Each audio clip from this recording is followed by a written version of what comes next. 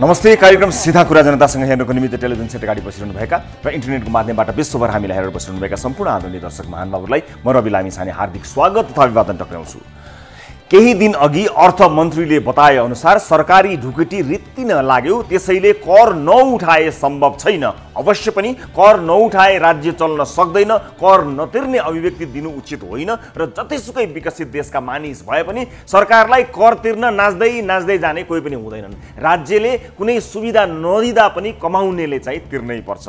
देशको ढुकुटी नाजुक हुँदा जनताले कर त तिर्नु पर्छ माने, तर राज्यबाट सुविधा नै सुविधा लिने मन्त्री, प्रधानमन्त्री, प्रदेशका मन्त्री, जनप्रतिनिधि चाहिँ आफ्नो सुविधा नघटाउने नकटाउने।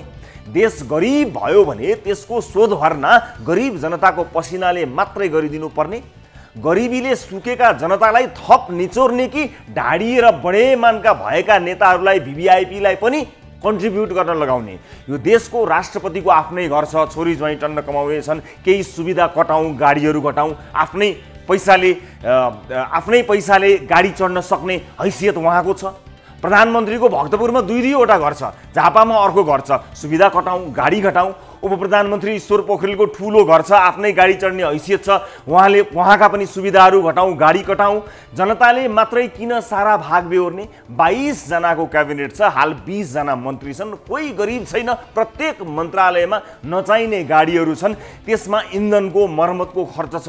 मलाई लाग्छ यो मुलुकलाई योगदान दिन चाहने मन्त्रीले आफ्नो तर्फबाट हुन सक्ने सुविधा कटौती गरेर उदाहरणीय काम गर्न सक्छन्। आफ्नो गाडी भएकोले, आफ्नो कमाई भएकोले मन्त्रीले राज्यको सुविधा केही समयका लागि त्याग्न सक्नुपर्छ, अनि पो जनताले भन्ने ठाउँ रहन्छ। राजनीति समाजसेवा हो, यसबाट पैसा कमाउने होइन, पैसा उल्टो खर्च हुन्छ। कोभिड-19ले देशको ढुकुटी रित्तियो, त्यसैले पहिला नेताहरूले कन्ट्रिब्युट गरौँ र त्यसपछि जनताहरूले फलो गरौँला। पछिल्लो 10 वर्षमा भिआइपी भिभिआइपीका लागि गाडी नै गाडी किन्यौँ, अरबौँ पैसा गाडीमा गयो। ती सब गाडीमध्ये आधाभन्दा बढी गाडीको कामै छैन, बेचौँ र सरकारी ढुकुटीमा राखौँ।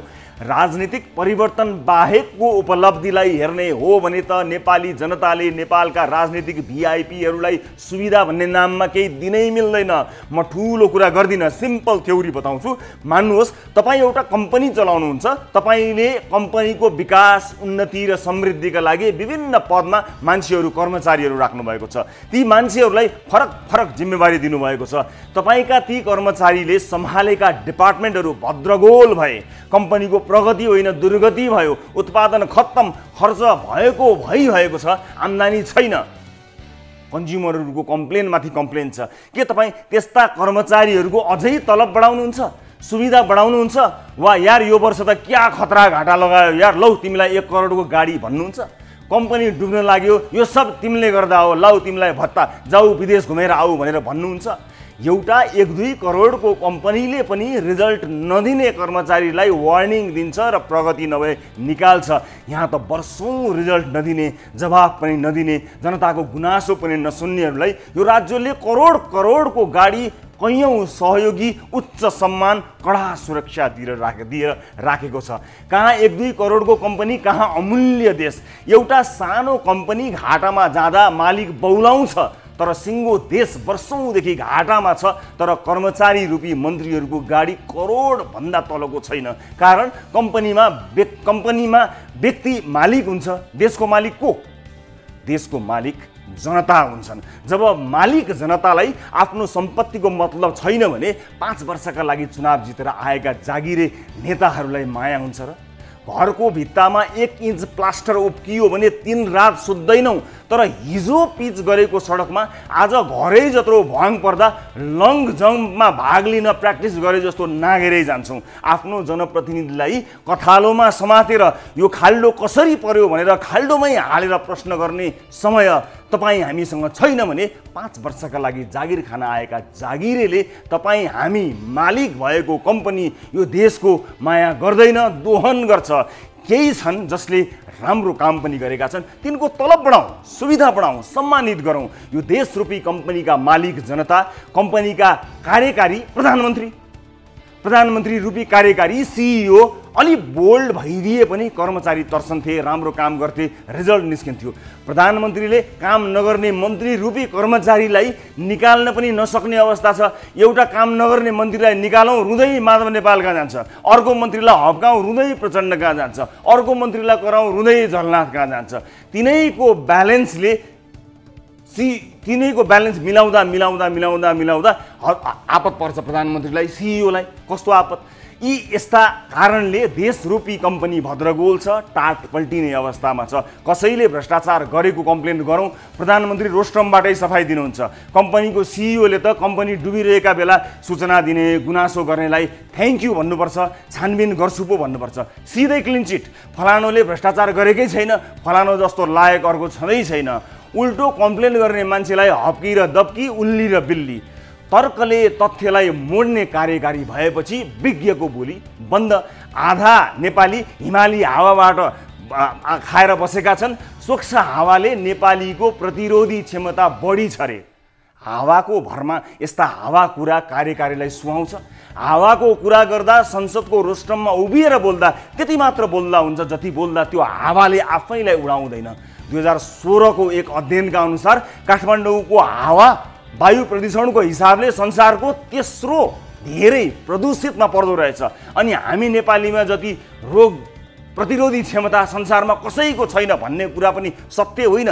तपाईको चाकडी बजाउन संसदमा सबैले ड्याम ड्याम टेबल ठोके, तपाईले सेन्सलेस कुरा गर्दा पनि हाँसे। त्यो विशुद्ध तपाईको चाकडी हो। तपाईलाई चाकडी मन पर्छ भन्ने कुरा तपाईका कर्मचारीले बुझेका छन्।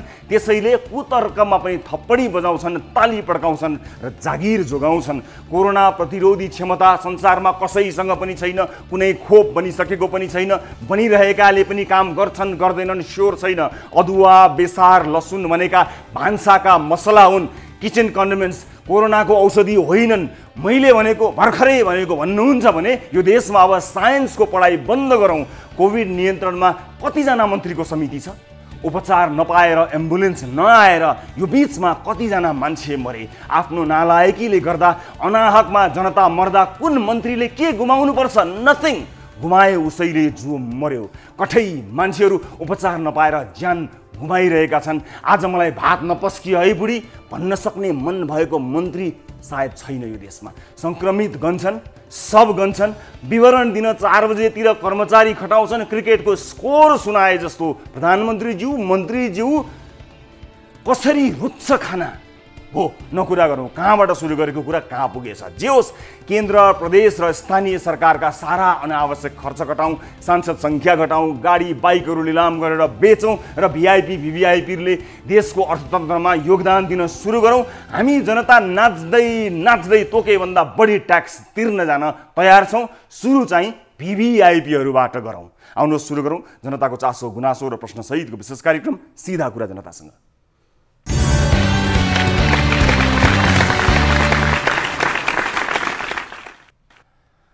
ब्रेकपछि स्वागत छ सम्पूर्ण आदरणीय दर्शक महानुभावहरूलाई कार्यक्रम सीधा कुरा जनतासँगमा। दर्शक महानुभावहरू, अर्को एउटा विशेष एपिसोडका साथमा उपस्थित छौँ न्युज 24 टेलिभिजनको स्टुडियोबाट लाइभ। आज विविध विषयमा कुराकानी गर्न गइरहेका छौँ। दर्शक महानुभावहरू, रुकुमको घटनाको अपडेट हामीसँग छ, जहाँ यो जेठ 10 गते भएको घटनालाई लिएर 34 जना विरुद्ध कर्तव्य ज्यान मार्ने उद्योग र जातीय छुवाछुत गरी 3 शीर्षकमा मुद्दा दर्ता भएको छ, जसमध्ये 32 जना विरुद्ध आजीवन कैद सजायको माग गरिएको छ र अभियुक्त मध्ये 29 जनालाई अदालतमा उपस्थित गराइएको छ भने 5 जना अझै फरार रहेका छन् र केही बयानहरू पनि प्राप्त भएका छन्, जसका बारेमा आजको कार्यक्रममा कुराकानी गर्नेछौँ। एउटा विशेष अपडेट तपाईहरुलाई प्रस्तुत गर्ने तर्खरमा हामी छौँ आजको कार्यक्रममा। र आजको कार्यक्रममा विदेशमा रहेका नेपालीहरूको पीडाको प्रतिनिधित्व गर्नु नै छ। समाधानको लागि पहल गर्ने क्रममा हामी यसको फलोअप रिपोर्ट प्रस्तुत गर्न गइरहेका छौँ। सरकारले पहिलो चरणमा 25,000 मानिसहरूलाई अप्ठ्यारोमा परेका, जागिर गुमाएका मानिसहरूलाई विदेशबाट स्वदेश ल्याउने जुन कुरा बतायो त्यसले सबैमा उल्लास छायो। तर जहाजको भाडा दर जसरी तोकियो त्यसपछि मानिसमा निराशा छायो। त्यसपछि सरकारले 2 पटक भाडा घटाउने प्रयासहरू पनि गरिरहेको छ र अहिले पैसा नभएका राहतमा बाँचिरहेका मानिसका लागि यो होइन रहेछ भनेर चरम निराशा भएको छ र फारम भरेका, दुःख पाएका र आफ्नो अवस्था बताएका मानिसहरूमा पनि धेरै मानिसहरू आउन पाएका छैनन्। यो के आधारमा छानियो होला भनिएको छ। त्यसमाथि कतिपय तय गरिएका जहाज पनि पुगेका छैनन्। यसबारेको एउटा विशेष रिपोर्ट आजको कार्यक्रममा प्रस्तुत गर्न गइरहेका छौँ। अनि क्वारेन्टिनको अवस्थाका बारेमा थप अपडेट गराउनु नै छ। देशभरमा रहेका क्वारेन्टिनहरूको बारेमा यहाँहरूलाई जानकारी भयो नै हो। कुनै क्वारेन्टाइन थलमा विभिन्न अमानवीय व्यवहारहरू भएका रिपोर्टहरू प्रस्तुत गरि नै रहेका थियौँ। तर आजको कार्यक्रममा एउटा त्यस्तै क्वारेन्टिनको अवस्था देखाउन गइरहेका छौँ। बाजुरामा रहेको क्वारेन्टिनको हालत तपाईँहरूले आफै भिडियो मार्फत हेर्नुहुनेछ र आफै बताउनुहुनेछ त्यो क्वारेन्टाइन हो कि के हो, यो तपाईँले मूल्याङ्कन गर्नुहुनेछ। यसबारेमा कुराकानी गर्नेछौँ र सबभन्दा पहिला कार्यक्रमको सुरुवात ताली र गालीबाट गर्न गइरहेको छु। यस अघिको कार्यक्रममा हामीले राखेको प्रश्न र विषय थियो लिपुलेख, लिम्पियाधुरा, कालापानी सहितको नक्सा जारी गरेकोमा सरकारलाई धन्यवाद। के अब ती भूमिहरू पनि फिर्ता होलान्, फिर्ता हुन सक्लान् भन्नेमा यस प्रश्नमा किन नहुनु, अब के नै अप्ठ्यारो छ र भन्दै तालीमा 56.04% अर्थात् 6069 जनाले तालीमा भोट गर्नुभएको छ भने सक्दैन, भारतले त मिठा नीति छोड्दैन भन्दै गालीमा 43.96% अर्थात् 4769 जनाले गालीमा भोट गर्नुभएको छ। अर्थात् जमिन फिर्ता हुन सक्छ, भूमि फिर्ता हुन सक्छ भन्नेमा आशावादी दर्शकहरू धेरै हुनुहुन्छ। यो खुसीको कुरा पनि हो।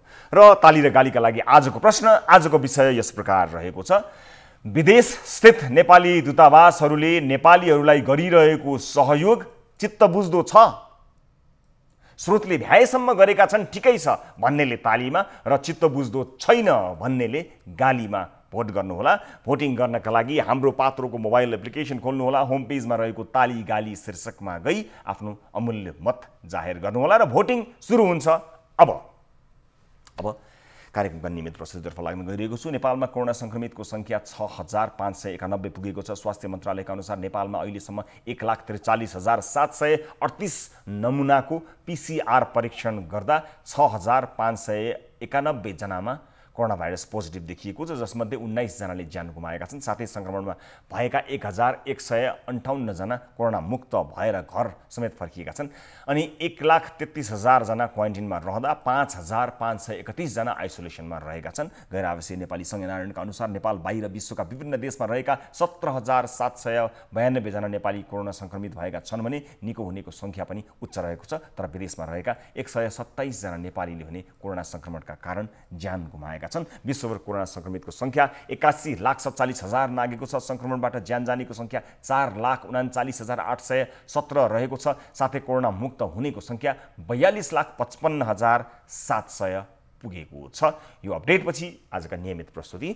कोरोना महामारीको समयमा विभिन्न कारण विदेशमा अलपत्र परेका 25,000 नेपालीलाई प्राथमिकताका आधारमा सरकारले स्वदेश फर्काउने निर्णय गर्दा विदेशमा रहेका नेपाली र स्वदेशमा रहेका उनीहरूका परिवार उत्तिकै खुसी थिए।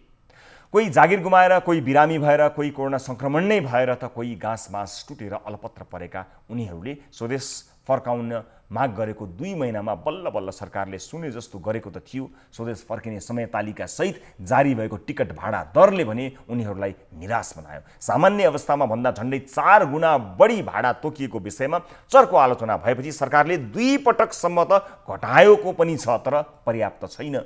जुन 14बाट स्वदेश फर्काउने भनिए पनि पछिल्ला 2 दिनमा मात्रै मालदिभ्स, UAE, कतार र मलेसियाका लागि तय भएका उडान रद्द समेत भएका छन्। भन्नलाई प्राविधिक कारण भनिए पनि यसले त्यति निको छाँट देखाएको चाहिँ छैन। कुन उडान किन रद्द भए भन्ने विषयमा तयार पारिएको यो रिपोर्ट हेर्नुहोस्।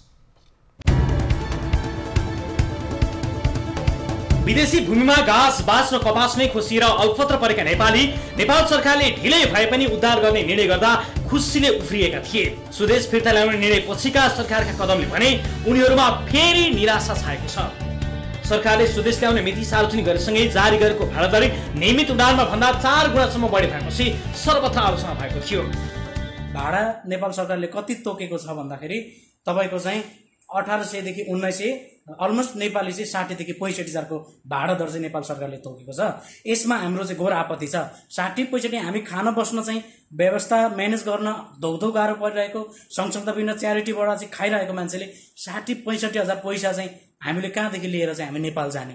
हामीलाई नेपाल सरकारले हामीलाई केही गर्नु परेन? भाडा दरका विषयमा आलोचना भएपछि सरकारले जेठ 30 र 32 गते गरी 2 पटकसम्म भाडा दर घटाएको छ। तर पनि कामदार भिसामा मलेसिया तथा खाडी मुलुकमा रहेकाहरूका लागि भाडा दर जुटाउने मुस्किल देखिएको छ। भाडा दरको मात्र होइन, सरकारले सार्वजनिक गरेको समय तालिकामा उडान नै नहुने समस्या सुरु भएको छ। जुन 14बाट उडान सुरु गर्ने भने पनि एकपछि अर्को गर्दै फटाफट उडान रद्द भइरहेका छन्। पछिल्लो 2 दिनमा मात्रै रद्द भएका उडानको विवरण यस्तो छ। मंगलबार बिहान दुबईबाट नेपाली स्वदेश ल्याउन जानुपर्ने नेपाल एयरलाइन्सको विमान युए दूतावासले पुनः अनुमति लिनु भनेपछि अन्तिम अवस्थामा उडान रोकियो। मंगलबार साँझ कतारको दोहाबाट यात्रु लिन जान लागेको नेपाल एयरलाइन्सको उडानलाई समेत कतारी दूतावासले टेक्निकल रिजन भन्दै अनुमति नदिएपछि यो उडान पनि रोकियो। सोमबार मालदिभ्सको माले उडान तोकिएको नेपाल एयरलाइन्सको उडान निगमले टेक्निकल कारण भन्दै रद्द गर्यो। सोमबार नै मलेसियाबाट नेपाललाई स्वदेश फर्काउन जान लागेको नेपाल एयरलाइन्सको उडान टेक्निकल कारण देखाउँदै रद्द गरियो। यसरी उडान रद्द हुनुको कारण टेक्निकल देखाइए पनि उच्च भाडा दर, मलेसियामा महँगो स्वास्थ्य परीक्षण तथा विदेशी विमान कम्पनीहरूलाई यात्रु बोकेर नेपाल आउन नदिनु पनि हुन सक्ने देखिन्छ। कतिपय देशले सम्बन्धित रोजगारदाता कम्पनीले स्वास्थ्य परीक्षण तथा टिकट खर्च बेहोर्ने सुन्नमा आए पनि अधिकांश नेपालीको भने अवस्था त्यस्तो छैन। पीसीआर शुल्क तथा हवाई टिकट महँगो भएपछि अधिकांश नेपालीले स्वदेश फर्किने पैसाको जोहनै गर्न सकेका छैनन्। भाडा दर तथा उडान रद्दका कारण दूतावासले नेपाल फर्काउन सूचीमा राखेका धेरै व्यक्ति नेपाल आउन पाएका छैनन्। तर खाना बस्नकै समस्या भएर नेपाल आउन खोज्दा प्राथमिकताको सूचीमा नपरेका नेपालीको पीडा झन बढी छ। यो युए दूतावासमा देखिएको दृश्य हो। दूतावासका कर्मचारीले समस्या परेका नेपालीलाई उद्धार गर्ने काम आफ्नो नभएको भन्दै यसरी हकारेका हुन्। हामी कहाँ जाने, के गर्ने, कि मर्ने हो बेसी अगाडि हामी? तपाईको के छ नि, अब तपाईको पालो आएपछि हामीले कल गर्छौँ। अहिले त ठिक छ, मान्नु कि मेरो पालो आउँछ, मैले कुरो बुझेँ, तर हामी कहाँ बस्ने? त्यो उद्धार गराइदिनु न हामीले। उद्धार गर्ने काम हाम्रो होइन। अनि कसको काम हो त? तपाईँ हामीको यो होइन, हामी शरम गराएर आएछौँ, यस्तै आए छैन हामी। युएमा लामो समयदेखि बिरामी परेका तर दूतावासको प्राथमिकताको सूचीमा नपरेका अर्का व्यक्ति हुन् भोजराज पहाडी। आफ्नो घाँटीको नलीमा भएको समस्या बढ्दै गएको र घरमा आमा क्यान्सरबाट चिकित्सा भएको अवस्थामा समेत स्वदेश फर्कन पटक पटक दूतावास गर्दा पनि प्राथमिकतामा नपरेको उनको गुनासो छ। म विगत 3 महिनादेखि दुबईमा एकदमै बिरामी भइरहेर एकदम गाह्रो कष्टकर जीवनहरू बिताउँदै आइरहेको छु। सर, मेरो मम्मी पनि नेपालमा एकदमै बिरामी हुनुहुन्छ। मम्मीलाई लगभग 4 महिना अगाडि क्यान्सर भन्ने रोग पत्ता लागेको थियो। क्यान्सरबाट मेरो मम्मी अत्यन्तै पीडित हुनुहुन्छ। अहिले लगभग जीवन मरणको दोसाँधमा हुनुहुन्छ। मम्मी खान पनि सक्नुहुन्न, हल्का बोल्नुहुन्छ, सुतिरहनुहुन्छ। मम्मीलाई पनि धेरै गाह्रो छ सर। म यहाँ त्यस्तै। म बिरामी भएको 5-7 महिना भयो। मेरो छोरो पनि बिरामी छ दुबईमा। जसरी भए पनि निकालिदिनु होला। आमा छोराको भेटै नहुने भयो। हामी गरेको उपचार गर्न पनि सकेनौँ। हजुरहरूले केही सहायता गरिदिनुहुन्छ कि भन्ने आशा लागेको छ। जसरी भए पनि मेरो छोरो निकालिदिनु होला। यसरी स्वदेश फर्किने आशामा बसेका नेपालीलाई एकपछि अर्को गर्दै आइरहेका आयोजनका कारण स्वदेश फर्किन अझै कति कुर्नुपर्ने हो अनिश्चित बनेको छ।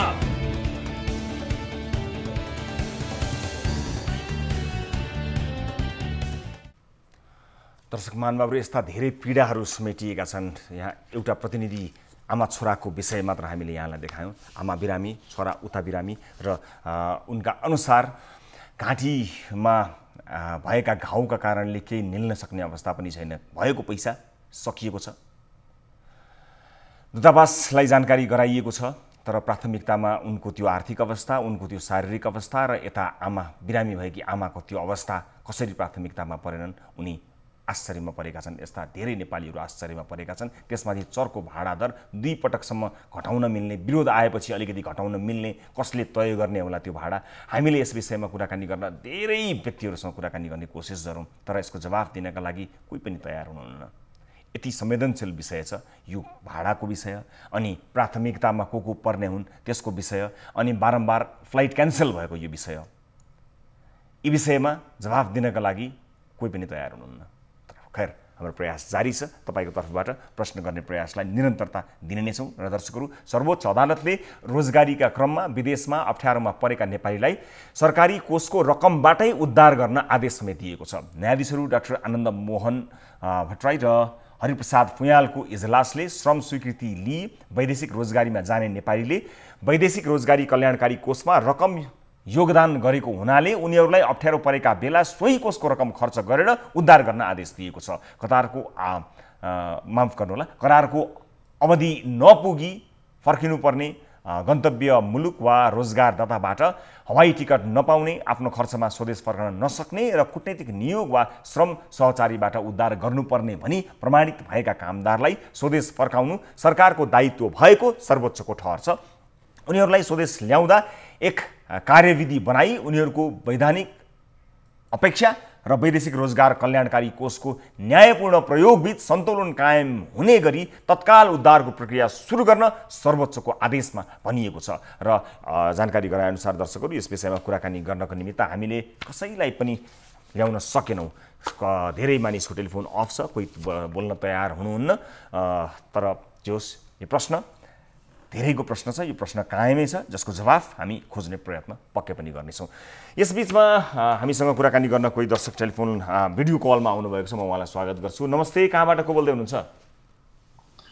हजुर, म गोविन्द प्याकुरल दुबईबाट बोल्दैछु। हजुर गोविन्दजी, दुबईबाट के समस्याका लागि सम्झिनुभयो, केका लागि कल गर्नुभयो, बताउनु होला। समस्या त सर कति छन् सर। हेर्नुहोस्, पीडा र भयावयमा हामी बाँचिरहेका छौँ। 4 महिना भयो प्लेनको टिकट धरी कटाएर चाहिँ यहाँको हाम्रो नेपालको सरकारमा चाहिँ तपाईँको यहाँको कूटनीतिज्ञहरूले यतिसम्म बिचल्ली बनाइदियो।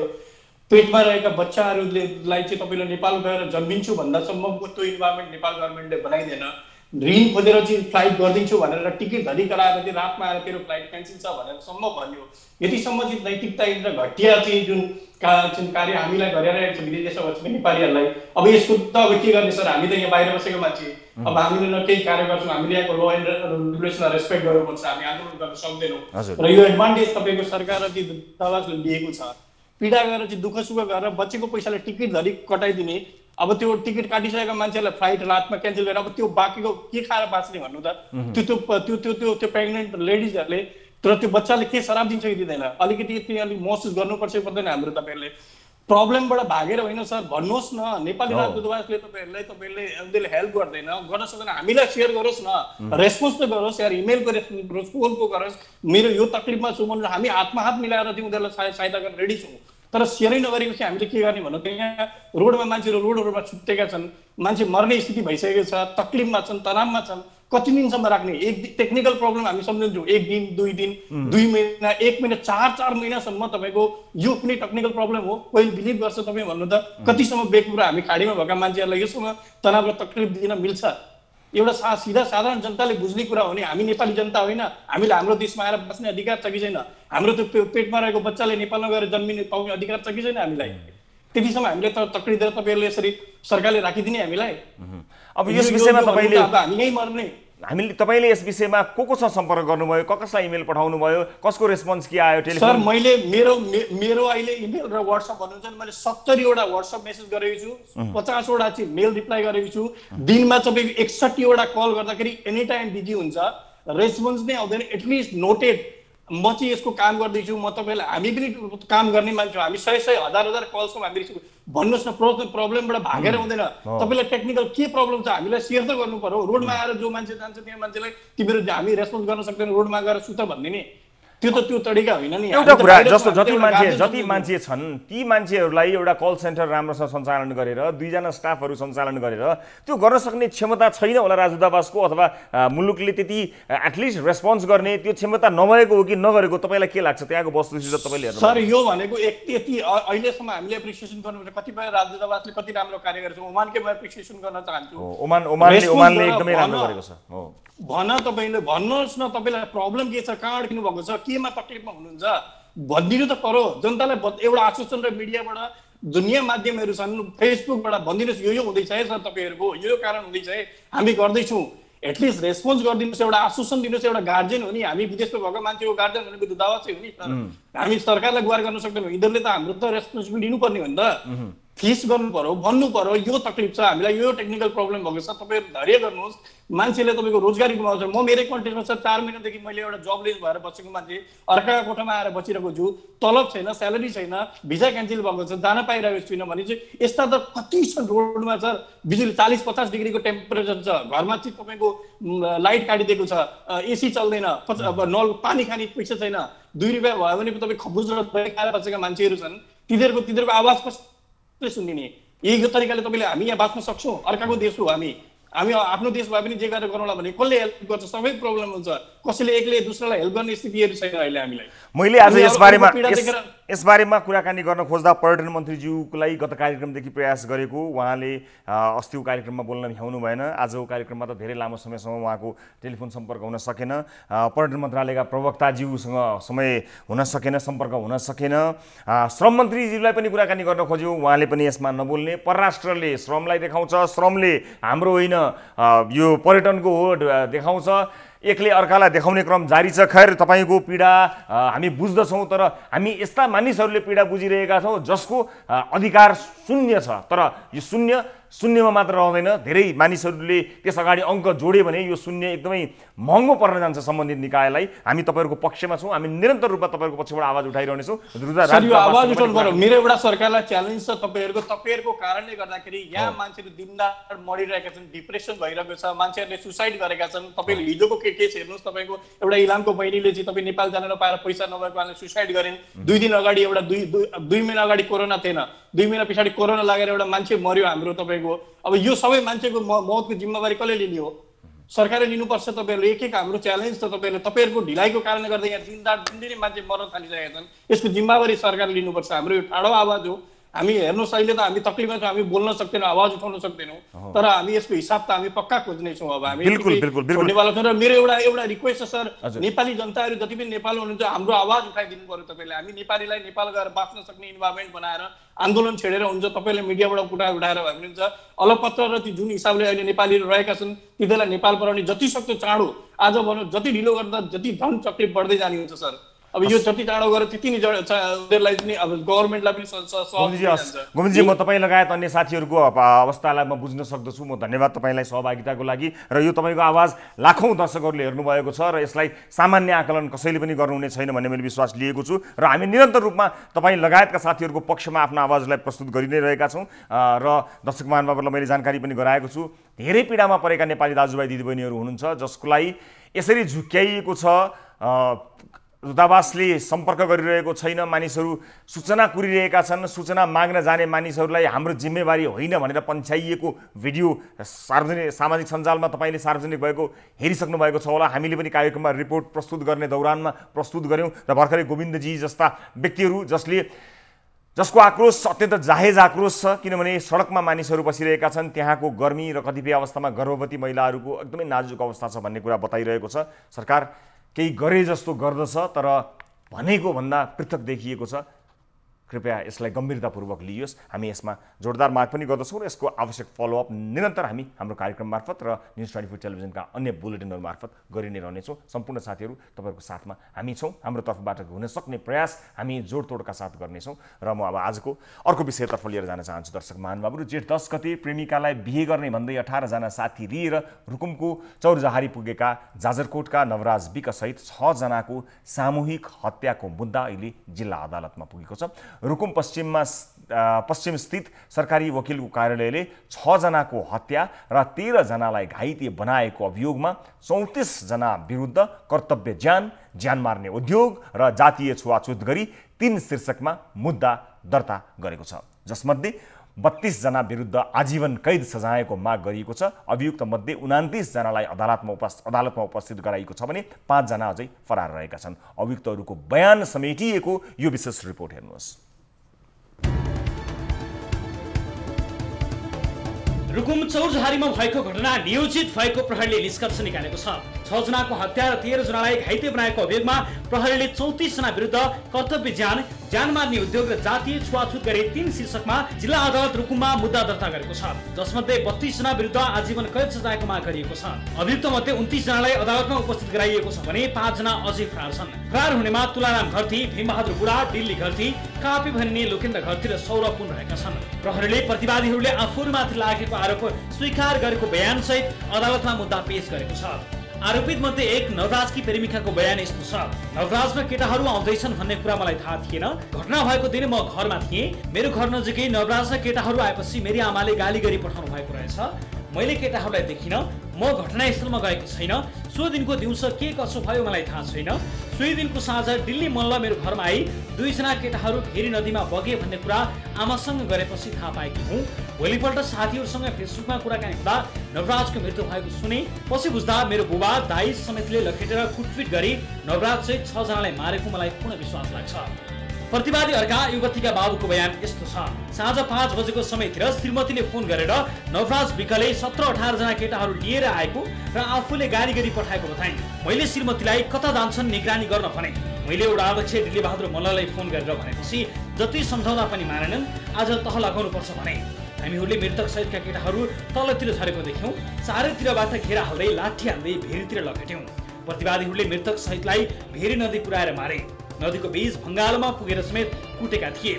नदीमा हाम फाल्न नसकेका 5 र नदी वारी रहेका 7 जनालाई नियन्त्रणमा लिएका हुन्। अर्का प्रतिवादी युवतीका दाजुको बयान यस्तो छ: मध्यपाडी लोकमार्गमा नवराजका साथीहरू देखेपछि चारैतिरबाट छेकड हान्यौं। नवराजलाई ढुङ्गा र लाठी समेतले प्रहार गरी लखेट्दै भेरी नदीको भङ्गालोबाट पारी बेच बगरमा पुर्याई टाउको शरीरमा मर्नेसम्मको चोट पर्न गरी प्रहार गरी मारेर भेरी नदीमा बगाइदियौं। अन्य 5 जना केटाहरूलाई कुटपिट गरी घाइते बनाई नियन्त्रणमा लियौं। भेरी नदी पारी गएका 5 जना केटाहरूलाई समेत केही प्रतिवादीहरूले पौडी खेली पारी गई कुटपिट गरी नियन्त्रणमा लिएका हुन्। नवराज विकस समेतका केटाहरूलाई मारी भेरी नदीमा बगाइदियौं। वडाध्यक्ष दिल्ली बहादुर मल्लको बयान यस्तो छ: मलाई टोप बहादुर मल्लले फोन गरेर केटाहरू आएको जानकारी गराएका थिए। मैले त्यसको 15 मिनेटपछि प्रहरीलाई फोन गरेर नियन्त्रणमा लिनु पर्यो भनेको थिएँ। म घटनास्थल पुग्दा 7 जना केटाहरूलाई नियन्त्रणमा राखेका रहेछन्। नदी पारी समेत मान्छेहरू हिँड्दै गरेको देखेँ। 5 जना केटाहरू नदी पारी फेला परेको पछि सुने। घटनास्थल पुगेपछि अन्तिममा 3 जना मानिसहरू भेरीमा बगे भन्ने कुरा थाहा पाए। मृतक नवराज विक समेत निजसँग रहेका 6 जना मृतकलाई कसले कर्तव्य गरी मार्यो मलाई थाहा भएन। पहिलो पटक घटनास्थल पुगेका प्रहरी निरीक्षक सन्तोष लामिछानेको बयान यस्तो छ: घटनास्थल जाँदै गर्दा भेरी नदी बगर तथा बाटोमा थुप्रै मानिसहरू जम्मा भएको देखे। बाटोमा एकजनालाई कुटपिट गरिरहेका थिए। साथमा भएका प्रहरी जमालाई त्यहाँ राखेर म नदी किनारमा गएँ। त्यहाँ 5 जना केटाहरूमाथि निर्घात कुटपिट भइरहेको थियो। नदी तरेर गएका केटाहरूलाई समेत कुटपिट गरिरहेका थिए। मैले हप्काएर भिडलाई नियन्त्रणमा लिएँ र आफ्नो कार्यालयमा खबर गरेँ। घाइते सबैलाई सडकमा ल्याएपछि वडाध्यक्ष मल्ललाई देखेँ। उनलाई वडाध्यक्ष भएर यस्तो गर्ने भन्दै गर्दा घाइतेहरूले आफूलाई कुट्ने उहाँ नै हो भन्दै थिए। जाजरकोटको भेरी नगरपालिका 14 का नवराज विक जेठ 10 गते आफ्नी प्रेमिका लिन 18 जना साथीहरू सहित रुकुम पश्चिमको चौरझारी पुगेका थिए। तर युवतीका आमाले तल्लो जातको भन्दै तुच्छ गाली गरेपछि उनीहरू फर्किएका थिए। तर उनीहरूलाई युवतीको परिवार, वडाध्यक्ष र गाउँ समेतले लखेट्दै निर्घात कुटपिट मात्रै गरेनन्, 6 जनाको हत्या पनि गरे। नवराज विकसँगै गएका गणेश विक, सन्दीप विक, लोकेन्द्र सुनार, टीकाराम सुनार र गोविन्द साईको हत्या गरेर नदीमा बगाइदिए भने बाँकी 13 जना जेनतेन आफ्नो ज्यान बचाउन सफल भए। उक्त घटनाका विषयमा विभिन्न समितिले आफ्नो तरिकाले अध्ययन गरिरहेका छन्। गृह मन्त्रालय अन्तर्गतका समितिले वडाध्यक्षको योजनामा घटना भएको प्रतिवेदन बुझाएको छ भने प्रहरीले नियोजित भएको निष्कर्ष निकालेको छ। अत्यन्त पाशविक र आपराधिक यो घटनाका बयानहरू हामीले यहाँहरू समक्ष केही बयानहरू प्रस्तुत गऱ्यौँ। धेरै बयानहरू समेटिएका छन् र काठमाडौँबाट घटनास्थलमै पुगेर घटनाक्रमलाई गहिरो गरी बुझेका पत्रकार उमेश श्रेष्ठसँग हामीले कुराकानी गर्ने विचार गरेका छौँ र पत्रकार उमेश श्रेष्ठ यतिखेर हामीसँग भिडियो कल मार्फत जोडिनु भएको छ। उमेशजी नमस्ते, स्वागत छ तपाईँलाई कार्यक्रममा। हजुर उमेशजी, अब यो घटनालाई लिएर सामाजिक सञ्जाल, विभिन्न सञ्चार माध्यममा भएका जति पनि रिपोर्टहरू, कुराकानीहरू, भिडियोहरू, ती सबैलाई हेर्दा त मानिसहरू एकदमै ठुलो अलमल र अन्योलमा पर्ने स्वाभाविकै हुन् र विभिन्न घटनाहरूलाई एकदमै सूक्ष्म तरिकाले अध्ययन गर्ने जुन तपाईँको ब्लग पनि छ र तपाईँ जसरी त्यसलाई अध्ययन गर्नुहुन्छ, यस घटनालाई लिएर पनि तपाईँ घटनास्थल पनि पुग्नुभयो।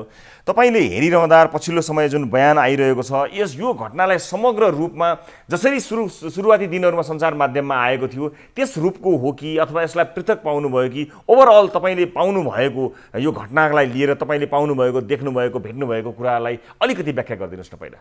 अब यो घटना चाहिँ अब कानुनी प्रक्रियामा चाहिँ अब यो गइसकेको छ होइन, यो अब जुन अब मुद्दा चाहिँ बुझाइसकेको छ अनुसन्धान सकाएर, त्यो भएर मेरो विश्लेषणले यसमा खासै माने राख्दैन होइन। तर अब त्यो जुन अभियोग पत्र छ नि त्यसको आधारमा चाहिँ हामीले अलिकति विश्लेषण चाहिँ यसमा गर्न सक्छौँ।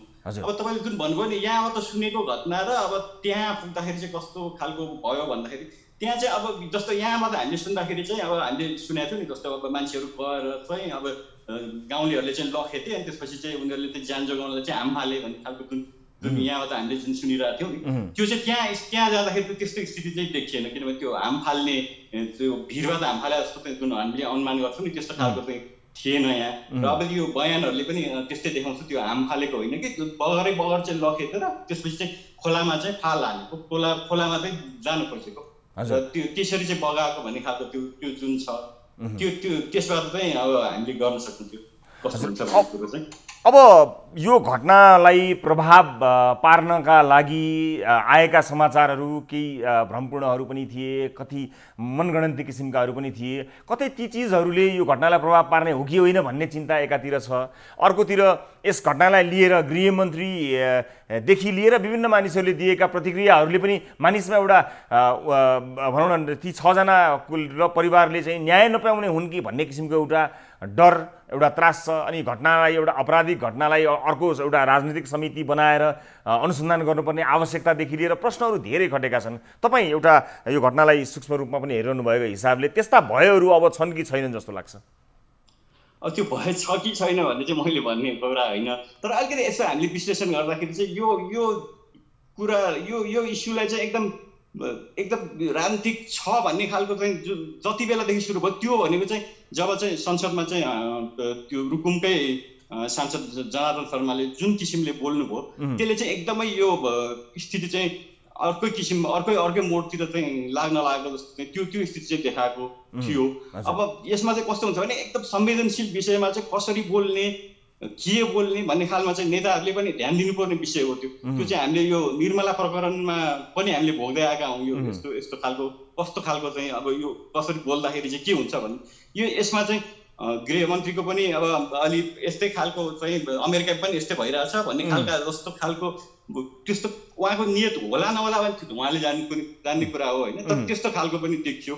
जनार्दन शर्माजीलाई चाहिँ यहाँ सुरुमा कसैले चाहिँ विवादमा ल्याएको होइन भनेर त्यहीँका पत्रकारहरूले चाहिँ बनाएका छन् कि कसैले विवादमा ल्याएको उहाँको आफ्नै बोलीले चाहिँ विवादमा परेको हो भन्ने खालको कुरा गरिरहेको छ। अब यो राजनीतिक दबाब छ कि छैन भन्ने खालको त अब संसदको अब एउटा समिति बनाएको छ होइन, संसदीय समिति गएर अब त्यहाँ हेर्ला, त्यो हेरेपछि चाहिँ थाहा हुने कुरा हो। त्यो चाहिँ हामीले अब यहाँबाट बसेर चाहिँ राजनीतिक दबाब छ यस्तो छ यो कारणले चाहिँ अनुसन्धान बिग्रियो भन्ने खालको चाहिँ हामीले चाहिँ यहाँबाट भन्न सक्दैन। अब जुन ठाउँमा यो घटना भयो त्यहाँको राजनीतिक चेतनाका हिसाबले पनि एउटा जनयुद्धको एउटा उद्गम ठाउँ भनौँ, जनयुद्ध सुरु भएको ठाउँ, त्यहाँको चेतनाको स्तरलाई त अझ हामीले उच्च चेतनाको स्तर हो भनेर मान्नुपर्छ। यस अर्थमा कि एउटा जातीय विभेदकालाई पनि एउटा मुद्दा बनाएर गरिएको एउटा माओवादी विद्रोहको एउटा उद्गम स्थलमा पर्दछ त्यो ठाउँ।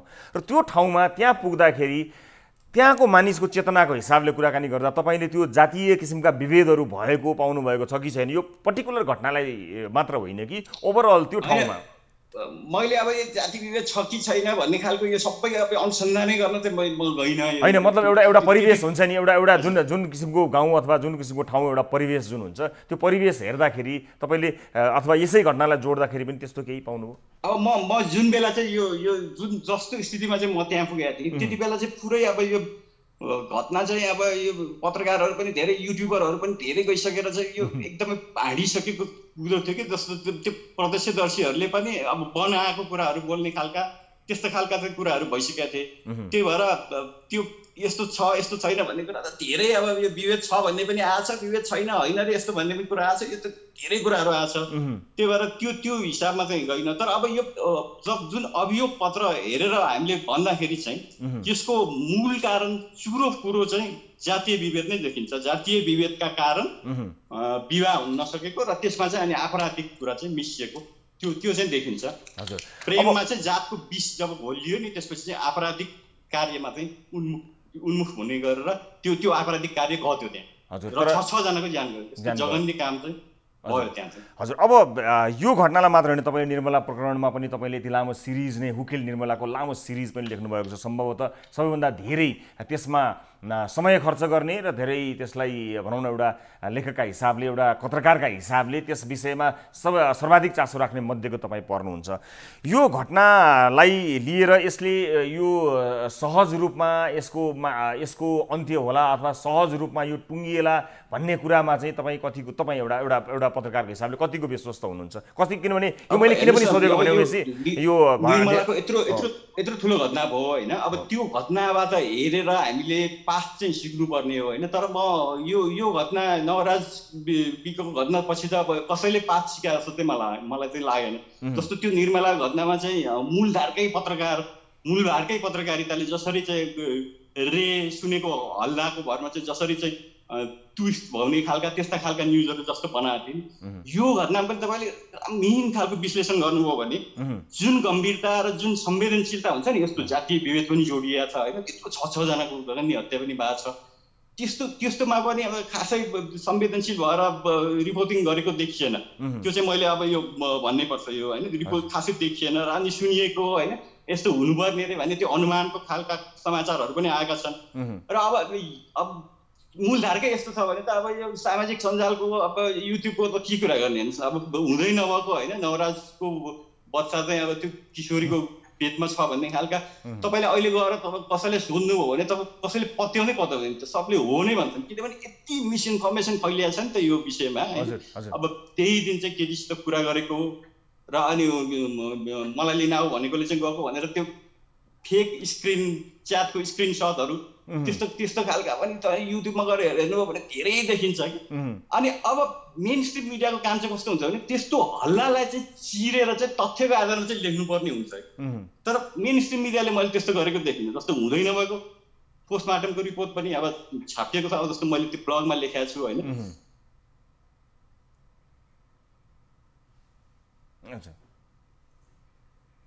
दर्शक महानुभावहरू, पत्रकार उमेश श्रेष्ठसँग हामी कुराकानी गरिरहेका थियौँ यस घटनालाई लिएर के कस्ता विषयहरू प्रमुख रहे भन्ने विषयमा कुराकानी गर्दा गर्दै सम्पर्क टुटेको छ। खैर, यो कुराकानीलाई फेरि पनि जोडिनु भएको छ।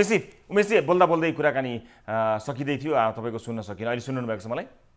हजुर सुनिरहेछु। हजुर, अब अन्त्यमा छोटकरीमा के कस्ता कुराहरूले यसलाई मिसलिड गर्यो अथवा सामाजिक सञ्जालमा मेन स्ट्रिम मिडियामै के कस्ता चिजहरूले चाहिँ बढी यसलाई मोड्ने प्रयास गरे? ती भ्रमहरू मानिसलाई अझै पनि छन् नि, सायद कतिपय कमजोरीहरू हाम्रा पनि भयो होलान्। त्यस्ता मेजर कमजोरीहरू तपाईँ केही सम्झिनुहुन्छ कि मिडियाले अलिकति मिसगाइड गरेका त्यस्ता मेजर, जस्तो तपाईँले भन्नुभयो उहाँ चाहिँ प्रेग्नेन्ट भएको भने जस्ता कुराहरू, त्यस्ता केही मेजर मेजर चाहिँ कस्तो भयो भने अब अहिले त त्यो किशोरीलाई त अहिलेसम्म त अभियुक्तै हो नि होइन। तर अब यहाँ चाहिँ युट्युबहरूले चाहिँ उसलाई चाहिँ अब अपराधी नै घोषणा गरेर सजाय पनि दिने जस्तो खालको कुरो गरिसक्यो कि। अब त्यो त्यस्तो खालको भएको छ। अनि अब यस्तो कुरा चाहिँ के हुन्छ भने प्रत्यक्षदर्शी भनेर जुन कुरा हुन्छ नि, उनीहरूको कुरालाई पनि म्याच गर्नुपर्ने हुन्छ क्या। त्यो घटनाको अनुसन्धानमा गरिरहेहरूसँग त्यो कुरामा म्याच गरिरहेको छ कि छैन भन्ने खालको त्यो हेर्नु पर्यो कि। जस्तो अब एकजना प्रत्यक्षदर्शीको त मैले हेरिरहेको थिएँ होइन युट्युबमा चाहिँ। अब हामी गइरहेको थियौँ होइन, हामीले नवराजले चाहिँ कुरा गरिरहेको थियो फोनमा भन्ने खालको कुरा गरिरहेको छ है। अब त्यो त अब अनुसन्धानको कल डिटेलले त देखिन्न त्यो कुरो। दुईजनाको त्यो सम्पर्क चाहिँ कहिले जेठ कति 5 हो कि कतिमा मात्र भएको छ, त्यसपछि त भएकै छैन भन्ने देखियो। त्यो भएर त्यो प्रत्यक्षदर्शीहरूले भनेको कुरो पनि तथ्यमा आधारित छ कि छैन त्यो चाहिँ हेर्नु पर्यो कि हामीले। उसले प्रत्यक्षदर्शी भन्यो भन्दैमा हो नै भन्ने कुरामा चाहिँ जानु भएन भन्ने कुरा हो खास। हजुर, हस् उमेशजी, धेरै धेरै धन्यवाद। तपाईँले आफूले जानेको, आफूले बुझेको कुरा र आफूले अनुभव गरेको कुरालाई तपाईँले यहाँ बाँडिदिनु भयो। किनभने यस घटनालाई लिएर हामीले धेरै पक्षसँग कुराकानी गरेका थियौँ, तर स्थलगत रूपमा रिपोर्टिङ गर्नुभएका पत्रकारसँग कुराकानी गरेका थिएनौँ। तपाईँको यो भनाइले पक्कै पनि धेरै भ्रम भएका मानिसहरूलाई पनि केही न केही त्यो भ्रम हटाउन मद्दत गर्छ होला। म यहाँलाई समय र जानकारीको लागि धेरै धेरै धन्यवाद दिन चाहन्छु र बिदा चाहन्छु। धेरै धेरै धन्यवाद उमेशजी। दर्शक महानुभावहरू, पत्रकार उमेश श्रेष्ठसँग हामी कुराकानी गरिरहेका थियौँ। यतिखेर बेला भएको छ एउटा ब्रेकपछि अन्य विभिन्न विषयहरू सहित हामी यहाँहरू समक्ष प्रस्तुत हुन्छौँ। न्युज 24 टेलिभिजनमा तपाईँ हेरिरहनु भएको छ कार्यक्रम सिधा कुरा जनतासँग।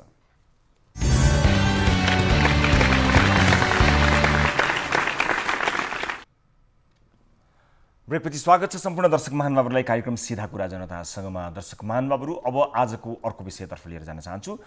बाजुराको हिमाली गाउँपालिका 5 स्थित बागेश्वरी माविको क्वारेन्टिन स्थलमा बसेका स्थानीयले हामीलाई क्वारेन्टिन स्थलको बिजोग अवस्थाको भिडियो पठाएका छन्।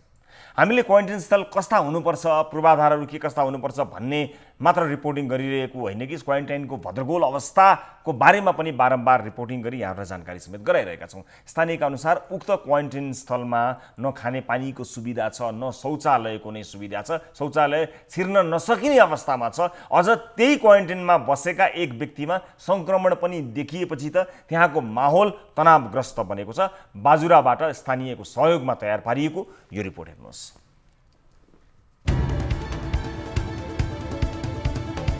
यो बाजुराको हिमाली गाउँपालिका 5 मा अवस्थित बागेश्वरी मावि, जसलाई गाउँपालिकाले क्वारेन्टाइन बनाएको छ। यहाँ क्वारेन्टाइनमा बसेकाहरू दाल चामल बाहेक अन्य खाद्यान्न सामग्री आफ्नै घरबाट मगाएर चौरमै यसरी पकाएर खान्छन्। क्वारेन्टाइनको मान्छे आफै खाना बनाइरहेको छ, क्वारेन्टाइनमा बसेर अर्को मान्छे पनि राखिराखेन। उनीहरू दुईवटा कोठामा 30 जनाभन्दा धेरै छन्। यहाँ न खाने पानीको उचित व्यवस्था छ, न शौचालयको नै। क्वारेन्टाइनमा बसेकाहरूले प्रयोग गर्दै आएको शौचालयको अवस्था हेर्नुहोस्। ल हेर्नुहोस्, यो टोयलेट हो, यसको हालत हेर्नुहोस्। यो टोयलेट हो, यसको हालत हेर्नुहोस्। यी दृश्य पश्चात यहाँको क्वारेन्टाइनको बारेमा थप वर्णन गरिरहनु नपर्ला। उनीहरू असार 19 गते बाजुरा पुगेका थिए। कोही भारतबाट नेपालगञ्ज नाका हुँदै आएका थिए भने कोही काठमाडौँबाट गएका थिए। बाजुरा पुगेको दिन उनीहरू कहीँ बस्ने ठाउँ पाएनन्। विद्यालयमा बस्न नदिएपछि उनीहरू चौरमै पाल बनाएर यसरी बसेका थिए। त्यसपछि धेरै हार गुहार गरेपछि मात्रै बागेश्वरी माविको दुईवटा कोठामा बस्न अनुमति पाए। तर विद्यालयमा बस्ने अवस्था पनि उस्तै छ। विद्यालयको अवस्था पनि यतिसम्म जीर्ण छ कि कुनैको झ्याल ढोका नै छैन भने कुनैको छानो नै छैन।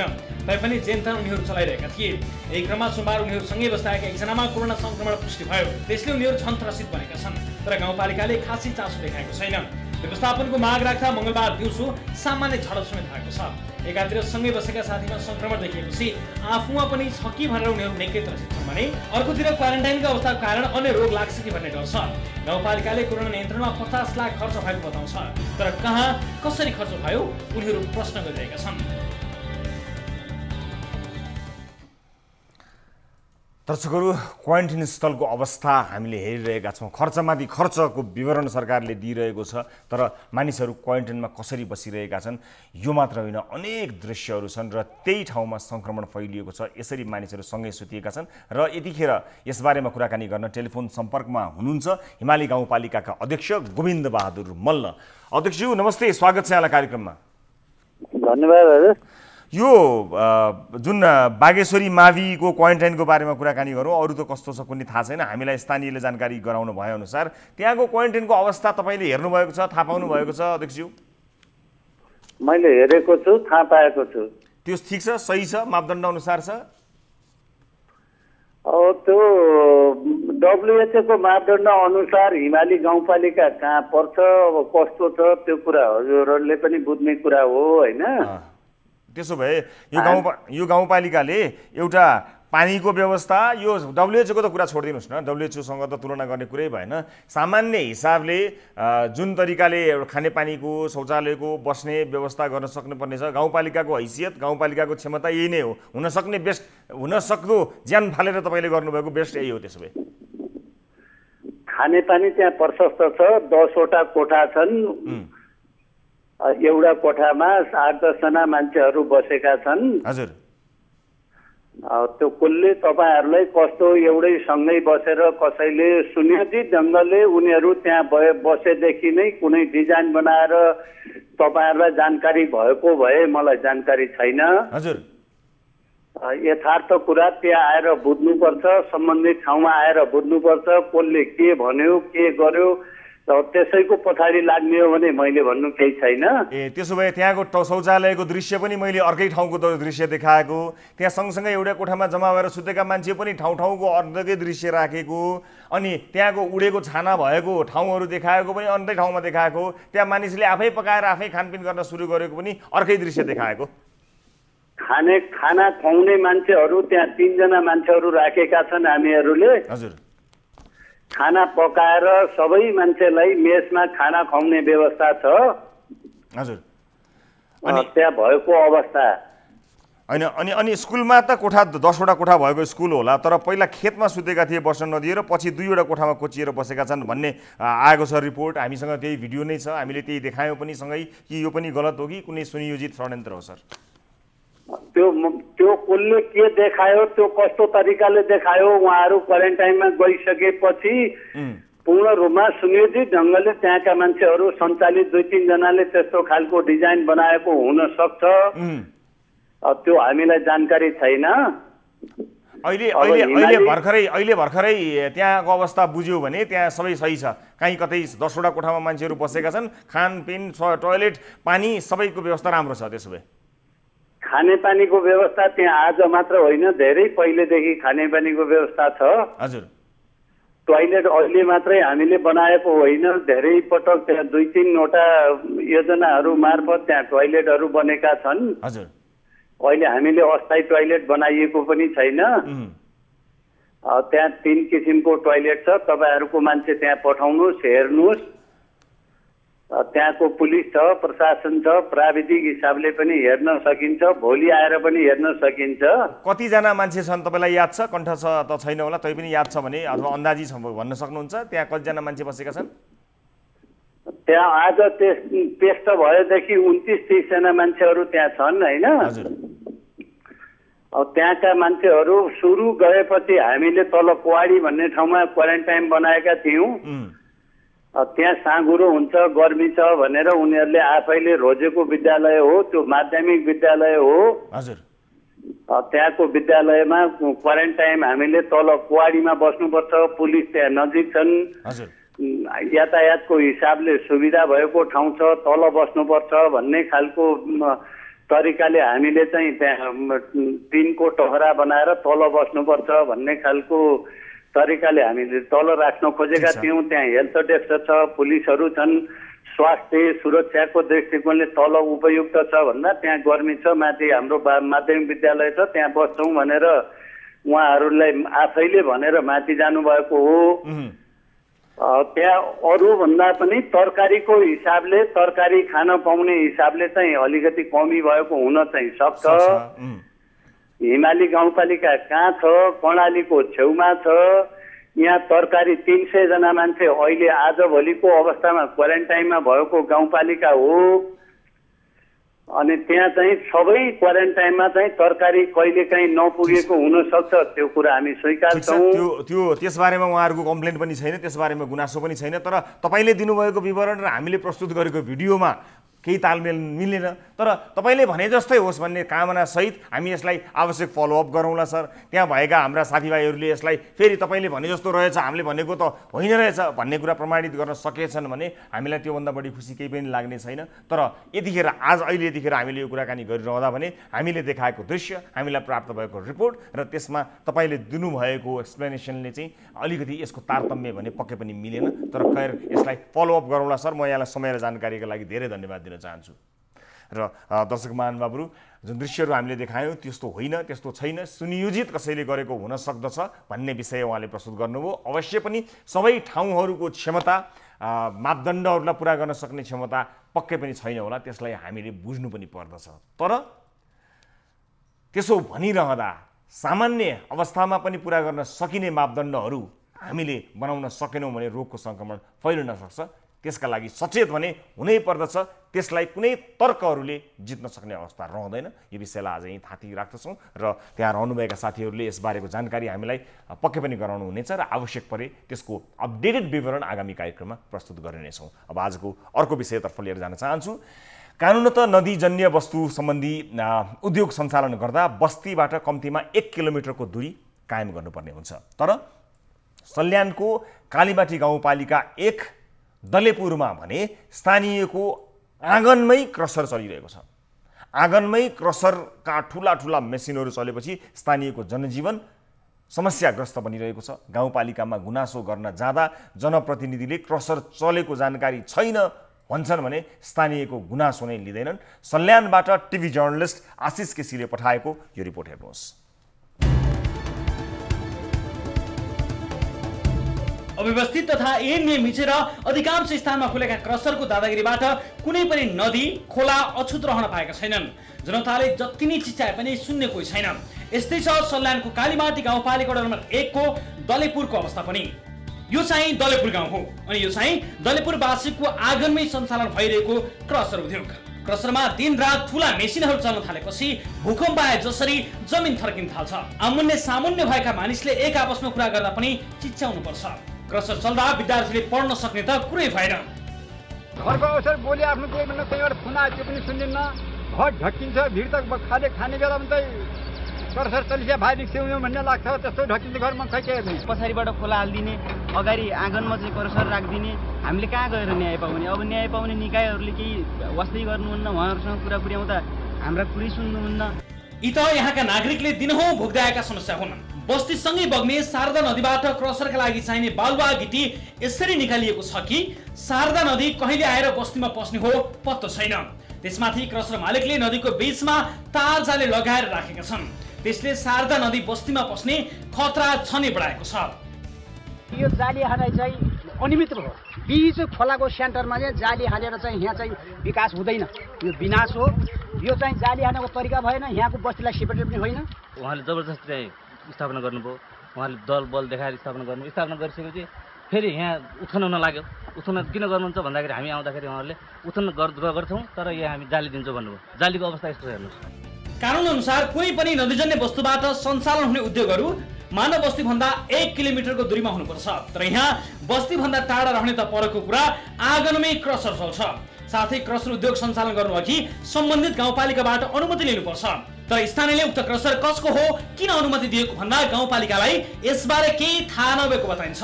तुलसीपुरबाट सुर्खेत जोड्ने मदन भण्डारी राजमार्गको काम अहिले कालिका कन्स्ट्रक्सनले गरिरहेको हुनाले उक्त क्रसर सोही कम्पनीको हो कि भन्ने स्थानीयको आशंका छ। यो बस्तीमा एकदम असर परेको कुरा चाहिँ अब यो अत्यन्तै हो, नपरा भन्ने कुरा भएन। एउटा यत्रो यसको हावा धुलोले गर्दाखेरि र यसको आवाजले गर्दाखेरि अब जनजीवनमा त प्रभाव पर्ने स्वाभाविक नै भयो। त्यस्तै पुरानो लाग्छ। पहिले नै अब यसको अलिकति सोचेर सबैले अब गराउँदै यसलाई रोक्न सकिएको भए अझै राम्रो हुन्थ्यो। क्रसरको ज्यादती बढ्दै गएपछि क्रसर विरुद्धको निवेदन लिएर स्थानीय मङ्गलबार गाउँपालिकाको कार्यालयमा पुगे, तर गाउँपालिकाले निवेदन दर्ता समेत गरेन। दर्शक महानुभावहरू, आँगनकै छेउमा क्रसर छ जब नियमले 1 किलोमिटर, मानव बस्ती भन्दा कम्तीमा पनि 1 किलोमिटर पर क्रसर हुनुपर्दछ भन्दछ। तर घरै अगाडिको क्रसर हामीले यहाँहरू समक्ष देखायौँ र स्थानीयले यसको गुनासो गर्दा निवेदन समेत नदिएको गुनासो गरेका छन्। र यस विषयमा कुराकानी गर्न टेलिफोन सम्पर्कमा हुनुहुन्छ कालीमाटी गाउँपालिकाका प्रमुख दानबहादुर केसी। प्रमुखज्यू नमस्कार, स्वागत छ यहाँलाई कार्यक्रममा। नमस्कार, यहाँलाई पनि धन्यवाद छ। हजुर, अब यो निवेदन उजुरी पनि लिन मानेन रे तपाईँको कार्यालयले, गाउँपालिकाको कार्यालयले विशेष गरेर। त्यसपछि यो 1 किलोमिटर पर चलाउनु पर्ने क्रसर मान्छेको घरको आँगनमै छ। यो कसरी भएको हो, कसले चलाएको भन्ने पनि थाहा छैन रे, जानकारी पनि छैन रे। तपाईँलाई जानकारी छ केही? अब सबैभन्दा पहिले त यो जुन सूचनाहरू यहाँका पुगेका छन्, यी सबै सूचनाहरू कति सत्य छन् कति गलत छन् भन्ने कुराहरूमा यहाँहरू पनि यथार्थ कुरा बुझेर मात्रै एउटा राष्ट्रिय लेभल अन्तर्राष्ट्रिय लेभलको एउटा मिडियाले कुराहरू अगाडि बढाउँदाखेरि उचित होला भन्ने लाग्छ मलाई। 1 मिनट रोकौँ सर। मैले दृश्यमा घरको छेउमा, आँगनकै छेउमा यति नजिकै क्रसर चलेको दृश्य देखाएँ। घर नजिकै, घर त्यहीँ छ र अहिले तपाईँले टेलिभिजन हेरेर पनि सक्नुहुन्छ कति नजिकैको दूरीमा घरको छेउमा, आँगनकै छेउमा क्रसर चलेको देखाएको छु। यसलाई भ्रम भन्नुहुन्छ कि अथवा यसलाई जेसुकै भन्नुहुन्छ तपाईँ भन्नुहोला। मैले यति चाहिँ तपाईँलाई जोडेँ, अब मलाई बताउनु होला। ठिक छ। अनि अघि मैले हजुरले त्यहाँ कुरा गर्दै गर्दा पनि म यता सुनिरहेको थिएँ। हजुर, गाउँपालिकाले निवेदन लिन पनि मानिरहेको छैन भन्ने कुरा जुन गरिरहेको छ यो सरासर गलत हो। मैले उहाँहरूलाई भनेको कुरा के हो त भन्दाखेरि एउटा हरेक कुराहरू तपाईँको पनि आफ्नो एउटा स्टुडियो छ, तपाईँको स्टुडियोभित्र पनि आफ्नो नियम कानुन तपाईँको चाहिँ विधि प्रक्रिया छ, त्यसलाई सञ्चालन गर्नका निम्ति कुनै पनि सरकारी कार्यालयभित्र निवेदन लिँदाखेरि तपाईँको चाहिँ यो व्हाइट पेपर सेतो पेपर अर्थात् चाहिँ तपाईँको फोटोकपी पेपरमा निवेदन लिइने हुन्छ। उहाँहरूले कपीको पानामा निवेदन लिएर जानु भएको थियो र मैले उहाँहरूलाई भनेको कुरा के हो त भन्दा यो तपाईँहरू फोटोकपी पेपरमा चाहिँ निवेदन लिएर आउनुहोस्, यो अफिस हो, कार्यालय हो, यो तपाईँको चाहिँ कपीको पानामा ल्याएको निवेदन यो चाहिँ अफिसमा हुँदैन, अर्को ल्याएर आउनुहोस् भनेर पठाएको थिएँ र उहाँले धेरै मान्छेहरूलाई चाहिँ फोन गरेर सोध्नु भएको रहेछ। पछि मलाई अन्य साथीहरूले पनि फोन गरेर निवेदन किन नबुझाएको भन्ने कुरा गर्नु भएको थियो। यो विषयमा जसले निवेदन ल्याएर आएको थियो ती भाइहरू ले चाहिँ जुन कुरा चाहिँ अफिसको तर्फबाट हामीले अफिसियली कुरा गरेका थियौँ त्योभन्दा बाहिर गएर उहाँहरूले अनावश्यक कुरा गरिरहेको छन् भन्ने कुरा मैले बुझेको छु र उहाँहरूको व्यवहार पनि त्यो देखेको छ। तपाईँको गाउँ तपाईँ एउटा मिनट 1 मिनट फेरि रोके, मलाई माफ गर्नु होला। तपाईँ गाउँपालिकाको प्रमुख हुनुहुन्छ, तपाईको अगाडि कसैले जुनसुकै कागजमा ल्याए पनि तपाईलाई टेलिफोनबाट पनि कुनै अनियमितताको जानकारी गराउँदा समेत फरक नपर्ने हो। ठीक छ, त्यही भएछ एउटा एउटा कागज तपाईको कार्यालयमा थिएन र त्यो कागज हैन यो कागजमा लेखिदिनुस् न भनेर गराउन पनि सक्नुहुन्थ्यो नि। त्यस्तो प्रक्रियामा पनि मान्छेलाई अड्काउने हो र सर? त्यस्तो पनि सुन्नु न हजुर, त्यो सकिन्थ्यो। मैले उहाँहरू पढे लेखेको मान्छे, तपाईको चाहिँ जाने बुझेको मान्छे, तपाईको चाहिँ गाउँदेखि काठमाडौँसम्म हजार थरीका पत्रकारहरूसँग उहाँहरू कुरा गर्न सक्नुहुन्छ, भेट्न सक्नुहुन्छ, बोल्न सक्नुहुन्छ।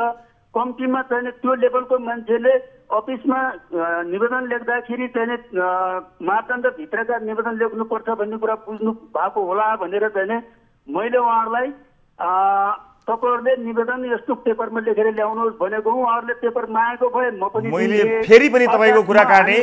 मैले सुन्नु सर म एकै मिनट मलाई फेरि भन्न दिनु होला। म त्यो पनि दिन्थेँ। अनि अर्को कुरा उहाँले यहीँ लेखिदिनुहोस् भनेर हामी त्यो पनि लेखिदिन्थ्यौँ र उहाँहरूका कुरा नसुन्ने होइन, नसुनेको पनि होइन। हामी फोनको भरमा, तपाईँको खबरको भरमा हरेक अवस्थामा हामीले कुरा सुन्छौँ, काम गर्छौँ, गरिरहेका छौँ। अहिलेसम्म उहाँहरूले त्यहाँको विषयमा कुनै कुरा कार्यालयमा जानकारी बनाउनु भएको थिएन र अस्ति न्युज 24 को एकजना पत्रकार भाइ त्यहाँ स्पोर्टमा आएको भन्ने कुरा मैले चाहिँ सुन्नमा आयो। उहाँसँग मेरो कुरा हुँदाखेरि मैले त्यो कुरा उहाँलाई बताइदिएको थिएँ र उहाँले भनिसकेपछि मात्रै उहाँ पालिकामा जानु भएको हो।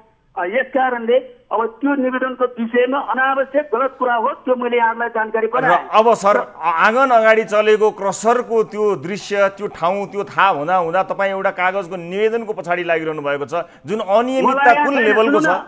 सुन्नु म निवेदनको पछि लागेको छैन। हजुरहरू पनि त्यो तरिकाले पनि गलत कुराहरू गर्नु भएन। कुरा के हो त भन्दाखेरि वास्तविकता के त्यो क्रसर सही छ? जानकारी भएको छैन भनेकै छैनौँ। हामीले कालिका कन्स्ट्रक्सनले मदन भण्डारी राजमार्गको काम गर्ने क्रममा अस्थायी प्लान्ट निर्माण गरेर त्यहाँ काम गरिरहेको छ र त्यो कुराको जानकारी पालिकालाई बनाएको छ भनेर हामीले पत्रकारहरूलाई पनि भनेका छौँ। त्यहाँ हामीसँग सरकार राख्ने बुझ्न आउने साथीहरू जो आउनुहुन्छ उहाँहरूलाई जानकारी बनाएका छौँ, भनेका छौँ। अनि तपाईँले अनुमति दिनुभयो? मान्छेको घरको छेउमा घर हल्लिने गरी, आवाज नसुन्ने गरी तपाईँले अनुमति दिनुभयो? हामीले अनुमति दिएका छैनौँ। अनुमति दिनका निम्ति थाई प्रकृतिको चाहिँ जो चाहिँ उद्योग खोल्छ उसका निम्ति केन्द्र सरकारले त्यसको चाहिँ अनुमति दिने हुन्छ। अस्थायीको अनुमति दिनका निम्ति प्रदेश सरकारले चाहिँ त्यसको प्रक्रिया अगाडि बढाउँछ। हामीले उसलाई अनुमति दिएका छैनौँ। कसरी सञ्चालन भयो? उसले चाहिँ यो मदन भण्डारी राजमार्ग चाहिँ त्यसको काम भइरहेको छ, कालिका कन्स्ट्रक्सनले त्यसको टेन्डर लिएको छ। उसले त्यो बाटोको कामका प्रयोजनका निम्ति भनेर अस्थायी रूपमा चाहिँ उसले प्लान्ट खडा गरेको छु भनेर उसले हामीलाई जानकारी बनाएको छ, एउटा चिठी हामीलाई पठाएको छ। त्यो बाहेक उसले हामीसँग अन्य कुनै कागजात लिएको छैन र चाहिँ त्यसरी त्यहाँ काम गरेर अगाडि बढाइरहेको छ। र उसलाई हामीले भनेका छौँ तपाईँले तपाईँको मापदण्ड विपरीत तपाईँको यदि त्यो प्लान्ट बनाउनु भएको छ भने तपाईँले तपाईँको आधिकारिक कुराहरू आवश्यक पर्ने ठाउँमा चाहिँ ती कुराहरू अगाडि बढाउनुहोस्। अन्यथा तपाईँले चाहिँ यो प्लान्ट चाहिँ राखेर हामीलाई विवादमा तान्ने काम र हामीलाई तनाव दिने काम नगर्नुहोस् भनेर मैले चाहिँ कालिकालाई पनि भनेको छु। र अरू कुराहरू त सबै कुराहरू कालिकासँग सम्बन्धित कुरा हो र त्यहाँको समुदायले कालिकालाई त्यहाँ कसरी कुन आधारमा राख्न दिनुभएको सर यो कसले जानकारी हामीलाई छैन। यो कसले बनायो, कुन कम्पनीले बनायो, के कारणले बनायो त्योसँग सरोकार भएन। तपाईँको अनुमति बगैर तपाईँलाई थाहा हुँदा हुँदै त्यहाँ बन्यो। निवेदनका प्रकृति मिलेन भन्ने कुरामा तपाईँ जानुभयो, जे जस्तो कुरामा जानुभयो, तर यो सही हो या गलत हो भन्ने कुरा तपाईँले अझै पनि भन्नुभएको छैन। एकचोटि बताउनुहोस् त, जुन क्रसर उद्योग आँगनमा चलेको छ त्यो सही हो कि गलत हो, यदि भनिदिनु होला। अब यो यस्तो भयो, यसको दुईटा कोणबाट हामीले यसलाई हेर्न सक्छौँ। एउटा कुरा त उसको मापदण्ड, क्रसर उद्योग स्थापना गर्ने मापदण्ड भन्दा बाहिर रहेर कुनै पनि उद्योग धन्दा खुलाउन मिल्दैन, त्यो कुरा ठिक छ। तर सर कति घुमाउनु भएको, सर कति घुमाउनु भएको। मान्छेको घरको आँगनको अगाडि चलिरहेको क्रसर जसले घर चर्कायो, हल्लाइरहेको छ, मान्छे कुरा गर्न सक्दैन, त्यो वैध हो कि अवैध हो त्यो भनिदिनुहोस् न। वैध हो कि अवैध हो? त्यो कुरा चाहिँ अवैध छ। अवैध छ भन्नलाई किन यति समय लाउनुहुन्छ सर? अवैध चिज कसरी चल्न दिनुहुन्छ तपाईँ? अवैध चिज कसरी चल्न दिनुहुन्छ तपाईँ? जनताको प्रतिनिधि तपाईँ, तपाईँ कुनै कम्पनीको प्रवक्ता होइन। हजुरले बुझ्ने कुरा के हो त भन्दाखेरि सर तपाईँले अवैध भन्नुभयो, मैले बुझ्ने कुरा म बताउँ सर, मैले बुझ्ने कुरा बताउँ। तपाईँले अवैध भनिसकेपछि कुनै पनि अवैध कारोबार चल्नु हुँदैन, मैले यति बुझ्ने हो सर। सुन्नु न कुरा, भन्नुहोस्। उसले अस्थायी रूपमा उसको कालिका कन्स्ट्रक्सनले आफ्नो कामको प्रयोजनका निम्ति हामीले आवश्यक पर्ने मेटेरियलहरूका निम्ति यो बनाउँछौँ भनेर उसले त्यो काम सुरु बनाएको छ। थाई प्रकृतिको त्यो उद्योग होइन, प्लान्ट हो। तपाईँको घरको आँगनमा दिनु होला सर। त्यहाँ चाहिँ त्यहाँको स्थानीयहरूले यदि त्यसो थियो भनेपछि हामीलाई समयमै त्यो कुराको जानकारी बनाइदिएको भएपछि हामी त्यो कालिकालाई बोलाएर वा स्थानीयहरूलाई बोलाएर त्यो विषयमा कुराकानी गर्न सकिन्थ्यो। तपाईँलाई जानकारी दिएर के गर्ने? निवेदन अर्को कागजमा भयो भनेर भन्नुहुन्छ, तपाईँ जानकारी दिएर के गर्ने? हरेक कुराहरूको मापदण्ड हुँदैन सर। मापदण्ड हुन्छ, तर तपाईँ आफैले भन्नुभयो मनपरी तरिकाले चाहिँ मलाई त्यो भनिदिएपछि मनपरी तरिकाले जति बेला पाए त्यति बेला तपाईँले कार्यक्रम सञ्चालन गर्नुहुन्छ। किन 8:30 बजे 9 बजे कुर्नुपर्छ भनेको? कस्तो 8:30 बजे 9 बजे भन्नाले अलिकति स्पष्ट पारिदिनुहोस्। टाइम त हुन्छ नि, तपाईँको जसरी कार्यक्रम सञ्चालन गर्नलाई टाइम छ, तपाईँको फिक्स टाइम सञ्चालन गर्ने, त्यस्तै निवेदनको पनि प्रकृति हुन्छ, ढाँचा हुन्छ। तपाईँको चाहिँ कि त मौखिक निवेदन हुन मौखिक रूपमा आउनु पर्यो, लिखित निवेदन त त्यहाँ दर्ता गर्नुपर्छ, त्यो फाइल गरी राख्नुपर्छ, अनि त्यो अनुसारको चाहिन्छ भनेर यो सामान्य कुरालाई हजुरले यो कुरालाई किन हाइलाइट गरिरहनु भएको छ? त्यसलाई हाइलाइट गरेको छैन सर, तर तपाईँको घर नजिकै, तपाईँको आँगन नजिकै कुनै क्रसर आफै आएर हेर्नु पर्यो नि रविजी। तपाईँले हरेक समाचारहरू म हेरिरहन्छु, मैले तपाईँका हरेक कुराहरू सुनिरहेको छु, सुनिरहन्छु सधैँ। म एउटा तपाईँको एउटा नियमित तपाईँको चाहिँ समाचार हेर्ने एउटा ग्राहक पनि हो। तर हजुरले जुन तरिका छ नि त्यो तरिकामा अलिकति सुधार ल्याउनु पर्यो। तपाईँ आफै आएर हेर्नुहोस् त एकपटक यहाँको। सर म सुधारिउँला, बुझ्नुहोस् तपाईँले। हस् मैले सुधारिन्छु, बुझेर मात्रै कुरा गरौँ कि हामी सबै। म सुधारिन्छु, तर तपाईँले अवैध भन्नुभएको क्रसर उद्योग तपाईँले भोलि बन्द गर्न सक्नुपर्छ। तपाईँले अवैध भन्नुभयो, यदि तपाईँ त्यो कम्पनीको होइन आफ्ना भोटरहरूको पक्षमा हुनुहुन्छ भने म सुधारिने कुरा तपाईँको सल्लाह सुझावका लागि धेरै धन्यवाद। पक्षमा पनि हुन्छौँ हामी, नियम कानुनको पक्षमा पनि हुन्छौँ र हामी विकासको पक्षमा पनि हुन्छौँ।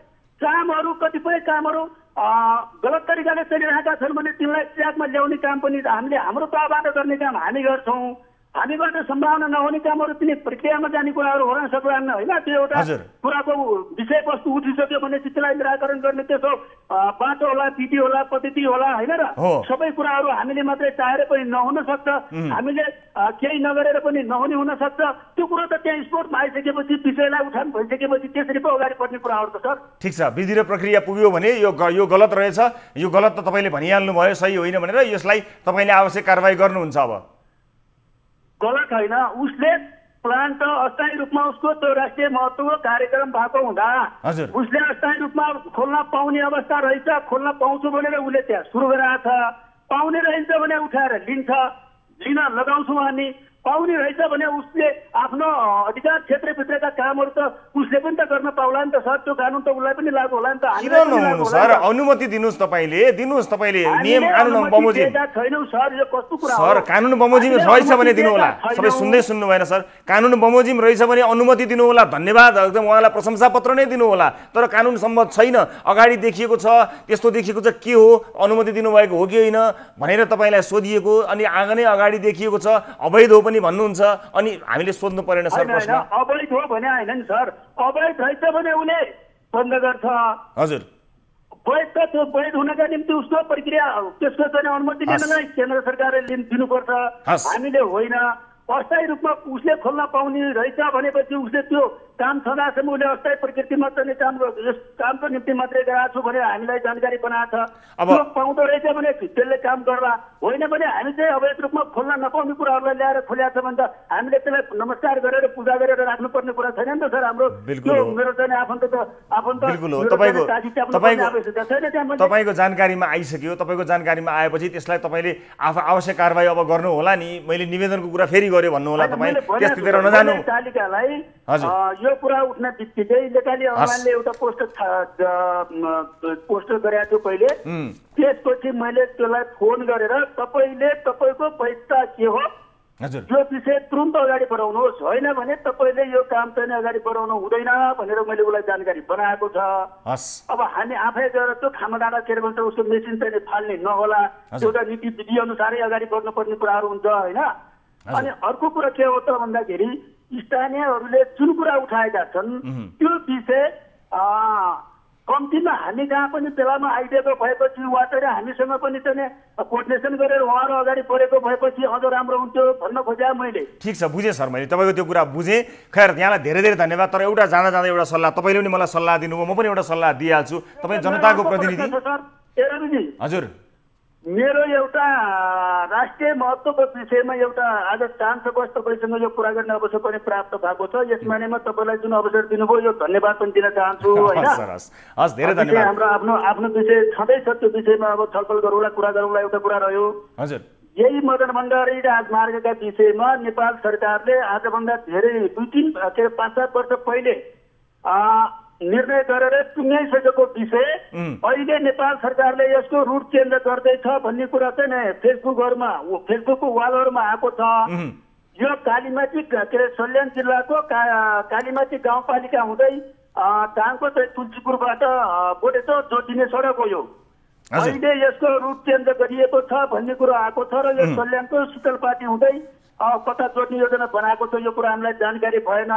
यो राष्ट्रिय र अन्तर्राष्ट्रिय स्तरमा एउटा चाहिँ हैसियत प्राप्त यो टेलिभिजनद्वारा म नेपाल सरकार र सल्यान जिल्लाका जनप्रतिनिधि, केन्द्र सरकारका प्रतिनिधि, प्रदेशका मन्त्रीहरू र नेपाल सरकारका महत्त्वपूर्ण पदमा बस्नुभएका प्रधानमन्त्री लगायत का व्यक्तित्वहरू, गृहमन्त्री, प्रधानमन्त्री लगायतका व्यक्तित्वहरूलाई मदन भण्डारी राजमार्ग जुन रुटबाट हिजो निर्णय भएर पास भएर त्यसको काम अगाडि बढिरहेको छ यही ठाउँमा नै यथावत राख्नका निम्ति म तपाईँ मार्फत पनि यो कुरा चाहिँ अनुरोध गर्न चाहे। सरले यो कुरा हस् सर, धन्यवाद। यसमा हामी थप रिपोर्टिङका लागि हाम्रा टिभी जर्नलिस्टसँग पनि समन्वय गर्नेछौँ। म यहाँलाई धेरै धेरै धन्यवाद दिन चाहन्छु समय र जानकारीका लागि। र दर्शक महानुभावहरू, कुराकानी गर्दा गर्दै हामीले यस विषयमा आम सर्वसाधारणको गुनासोलाई प्रतिनिधित्व गरेर प्रश्नहरू गरेका हौँ। म फेरि पनि जानकारी गराउन चाहन्छु दर्शक महानुभावहरू, कुनै पनि प्रश्नहरू, कुनै पनि विषयहरू हामी हाम्रो निजी खपतका लागि अथवा निजी फाइदाका लागि पक्कै पनि गर्दैनौँ। स्थानीयहरूको प्रतिनिधित्व गर्नुपर्ने हुन्छ सञ्चार माध्यमले। त्यसर्थमा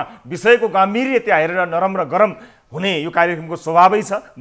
केही वर्षदेखि तपाईँहरू हेर्दै आउनुभएको छ र खैर जे जस्तो भए पनि यसले परिणाम राम्रो दियो भने गरेका कुराकानीहरू नरम भए तापनि गरम भए पनि त्यसले त्यति धेरै प्रभाव राख्दैन। तर गरेका कुराकानी पछि परिणाम सकारात्मक निस्कियो र त्यसबाट आम सर्वसाधारणले, गुनासोकर्ताहरूले लाभ लिन सके भने यस्ता बहसहरू निरन्तर चलि नै रहनेछन्। म यहाँलाई धेरै धेरै धन्यवाद दिन चाहन्छु र यसको आवश्यक फलोअप पनि हामी पक्कै पनि गर्नेछौँ। र आदरणीय दर्शक महानुभावहरू, यसका साथसाथै कार्यक्रमको निर्धारित समय समाप्त भइसकेको छ। थप न्युजका लागि हाम्रो वेबसाइट www.news24nepal.com मा जानु होला। साथै हामीलाई फेसबुक, ट्विटर र युट्युबमा पनि फलो गर्न सक्नुहुनेछ। हाम्रो पात्रोको मोबाइल एप्लिकेसनमा गई गाली वा ताली शीर्षकमा गई आफ्नो अमूल्य मत जाहेर गर्न नबिर्सनु होला। कार्यक्रम सिधा कुरा जनतासँगको आजको श्रृङ्खलाबाट सम्पूर्ण युनिटका साथमा 10 औँला जोडेर नमस्ते रवि लामिछानेको।